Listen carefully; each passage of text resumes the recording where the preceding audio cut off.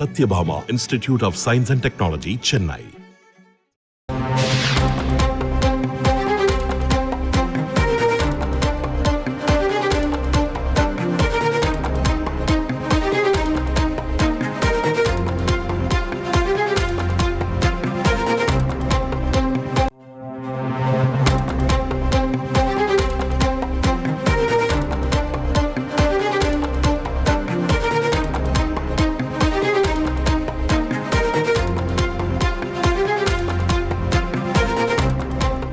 நீதிமன்றத்தில் கதறி அழுது முன்னாள் சிறப்பு டிஜிபி ராஜேஷ் தாஸ் ஜாமீன் பெற்றதாக தகவல் வெளியாகியுள்ளது. இது பற்றின கூடுதல் விவரங்களோடு செய்தியாளர் நந்தகோபால் இணைகிறார். நந்தகோபால், வணக்கம். கூடுதல் விவரங்களை பதிவு செய்யலாம். வணக்கம். அதாவது இன்று காலை முன்னாள் டிஜிபி ராஜேஷ் சார் வழக்கு பதிவு செய்து 5 பிரிவுகளுக்கு அவர் மனைவி கொடுத்த புகாரின் அடிப்படையில் 5 பிரிவுகள் வழக்கு பதிவு செய்தனர். மேலும் அந்த காவல் நிலையத்தில் வரைவு செய்யப்பட்டு கேளம்பாக்கம் காவல் நிலையத்தில் விசாரணை மேற்கொண்டு வந்தனர். அப்போது காவலர்களை பணி செய்ய விடாமல் அவர்களை மிரட்டியதாகவும் சொல்லப்படுகிறது. இது காரணமாக மேலும் ஒரு வழக்கு செய்யப்பட்டது. அவரது 353 பிரிவின் கீழ் மேலும் ஒரு வழக்கு பதிவு செய்யப்பட்டது. இதனால் 6 வழக்கு முன்னாள் சிறப்பு டிஜிபி ராஜேஷ் தாஸ் மீது 6 வழக்கு பிரிவு செய்யப்பட்டுள்ளது.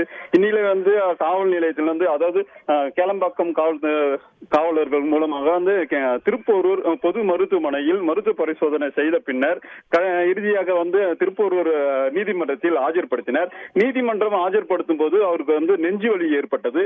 நெஞ்சுவலி ஏற்பட்டதன் காரணமாக அவர் சிறிது நேரம் காவலர் வாகனத்திலே அமர வைத்திருந்தனர். அதன் பிறகு டிஜிபி ராஜேஷ் தாஸின் அவருடைய வழக்கறிஞர் அவரிடம் பேச்சுவார்த்தை நடத்தி மீண்டும் நீதிமன்றத்தில் ஆஜர்படுத்தினர். அப்பொழுது நீதிபதி முன்னிலை அழுது புலம்பி அவர்கள் உடல்நிலை பாதிப்பு குறித்து கேட்டறிந்தார். அதன் பிறகு அந்த உடல்நிலை சம்பந்தமாக நீதிபதி முன்னிலை அவர் அழுது புலம்பியுள்ளார்.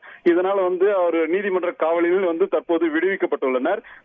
தற்போது வரை அவர் நீதிமன்ற காவலில் விடுவிக்கப்பட்ட நிலையில் தற்போது மருத்துவமனைக்கு சென்றுள்ளனர். அது காவல் நிலையத்தில் இருக்கும்போது அவருக்கு கூடுதல் ஏசி வாகனத்தில் செல்ல வேண்டும், எனக்கு ஏசி அறை வேண்டும் என்றும் உள்ளிட்ட பல்வேறு கோரிக்கைகளை அவ்விடத்தில் ஈடுபட்டிருந்ததாகவும், அதே போன்று நீதிமன்றத்தில் ஆஜர்படுத்தும் போது சேரில் அமர்ந்தனர். அதற்கு நீதிபதியும் வெளியேற்றப்பட்டனால் அதன் பிறகு மீண்டும் அவருடைய வழக்கறிஞர் வந்த பிறகு அவரை மீண்டும் ஜாமீன் நீதிமன்றத்தில் ஆஜர்படுத்தினர். அதன் பிறகு நீதிபதி முன்னிலையில் அவருடைய 5 பிரிவுகளில் வழக்கு பதிவு செய்யப்பட்டனர். இதில் கூடுதலாக மேலும் ஒரு வழக்கு பதிவு செய்யப்பட்டதால் வரும் திங்கட்கிழமை நீதிமன்றத்தில் ஆஜர்படுத்த வேண்டும் என்று கோரிக்கை இல்லை.